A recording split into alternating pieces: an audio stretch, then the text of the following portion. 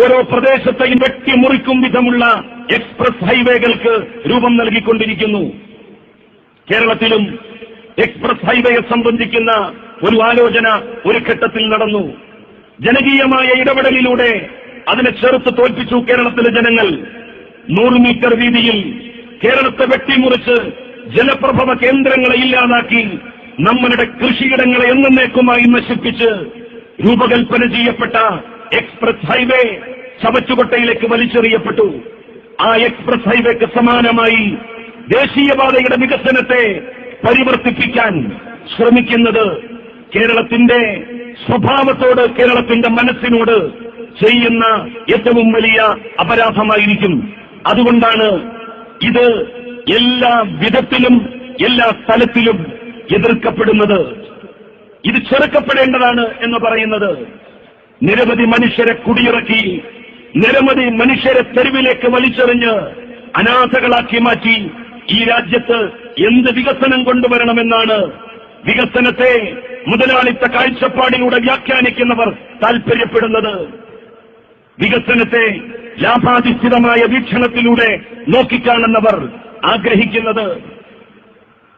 എന്താണ് വികസനത്തിന്റെ ആധാരവും അടിസ്ഥാനവും?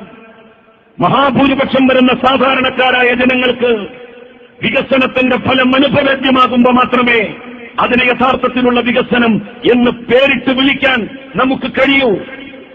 ധനാഢ്യന്മാർക്കും കുബേരന്മാർക്കും ഒരു ന്യൂനപക്ഷമായ സമൂഹത്തിലെ വരേണ്യവർഗത്തിനും നേട്ടം കിട്ടുന്ന പദ്ധതികളെ വികസനം എന്നല്ല നമ്മൾ വിളിക്കേണ്ടത്. അത് രാജ്യത്തിന്റെ തകർച്ചയിലേക്കുള്ള വഴിയാണ് എന്നാണ് നാം സങ്കല്പിക്കേണ്ടതും അതിനെ വിശേഷിപ്പിക്കേണ്ടതും. ധനാഢ്യന്മാരുടെയും കുബേരന്മാരുടെയും സാമ്പത്തിക താൽപര്യങ്ങളുടെ പരിരക്ഷണത്തിന് വേണ്ടിയിട്ടുള്ള വികസന സങ്കല്പങ്ങൾ തീർച്ചയായും എതിർക്കപ്പെടേണ്ടതും ചെറുക്കപ്പെടേണ്ടതുമാണ്.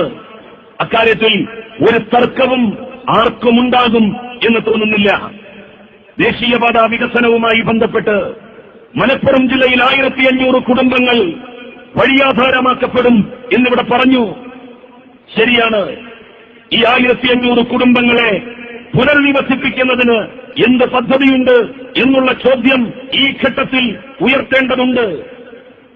അവരെ പുനരധിവസിപ്പിക്കുന്നതിനെ സംബന്ധിച്ച് വ്യക്തമായ ധാരണകളില്ലാതെ അവരെ കുടിയിറക്കാൻ പാടില്ല എന്നുള്ള ആവശ്യം ന്യായമാണ്. അത് ജനങ്ങളുടേതാണ്. അവിടെ കക്ഷിയില്ല, രാഷ്ട്രീയമില്ല, മതമില്ല, ജാതിയില്ല, പാർട്ടി പക്ഷപാതിത്വമില്ല എന്നുള്ളത് നാം തിരിച്ചറിയണം.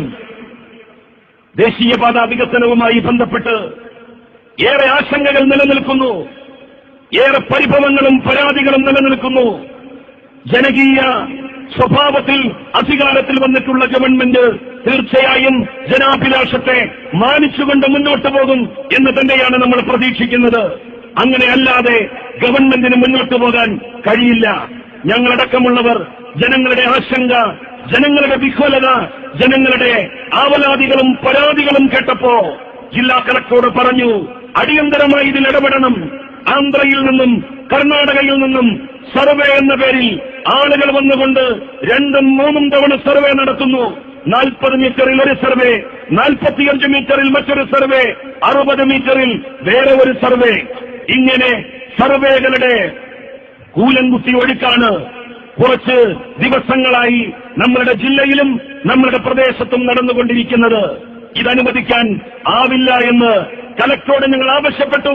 വരുന്ന 31-ാം തീയതി ജനപ്രതിനിധികളുടെ യോഗം കലക്ടർ വിളിച്ചു ചേർത്തിട്ടുണ്ട്. ജനാഭിലാഷത്തെ മറികടന്നുകൊണ്ട് ജനങ്ങൾക്ക് വേണ്ടാത്ത വികസനത്തെ ഒരിക്കലും ഗവൺമെന്റോ ജനപ്രതിനിധികളോ പിന്തുണക്കും എന്ന് നിങ്ങൾ കരുതേണ്ടതില്ല.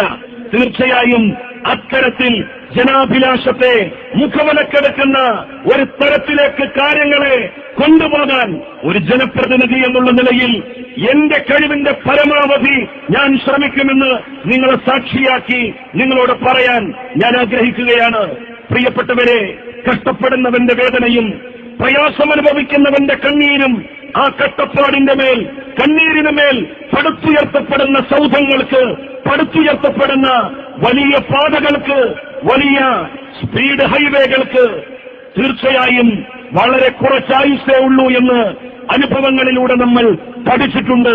ഇത്തരത്തിൽ ജനദ്രോഹപരമായ പരിപാടികളും കൊണ്ട് മുന്നോട്ട് വന്ന ആളുകളെ എവിടെയാണ് ജനങ്ങൾ പ്രതിഷ്ഠിച്ചത് എന്ന് നമുക്കറിയാം. അത്തരം ഒരു പ്രതിഷ്ഠ ഒരാളും ആഗ്രഹിക്കില്ല, ഒരു ജനപ്രതിനിധിയും ആഗ്രഹിക്കില്ല എന്ന് നമുക്ക് പ്രതീക്ഷിക്കാം.